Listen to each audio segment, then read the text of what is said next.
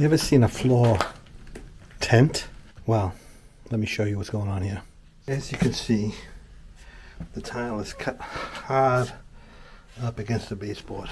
This whole floor is been down probably 20 years. There's no room, expansion and contraction, so we go 1, 2, 3, 4, 18. So we've got about 20 feet, maybe 23 feet from there to there. The area here is all tented up. I don't know if you can see that, but I'm standing on a floating tile. Look how deep that is. And this is, see, this is up. It's up like I can get my fingers under there. So this is all tenting up because there's no room for movement. So because this is a friend, I'm gonna see if I can relieve some of the stress, cut out some of the grout lines. I got maybe 27 tiles here that I can replace. That is, it's like a sinkhole. That is because of pore adhesion.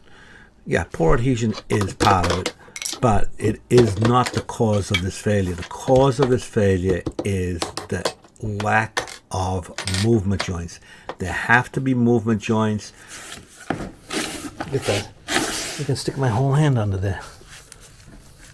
The expansion and contraction of not only the tile but also the structure. These are wooden houses. Wood moves, tile moves. Over a large distance there will be movement of the tile. Now you say, well, pore adhesion is what's causing this, and as I said, it's not the case. If it was pore adhesion, the tile would still be sitting flat on the substrate.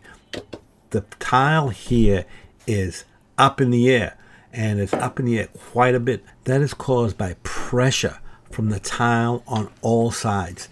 It has nowhere to go when the tile expands or the house moves or whatever, and there's nowhere for the tile to go but up because of the pressure on the perimeter of the tile.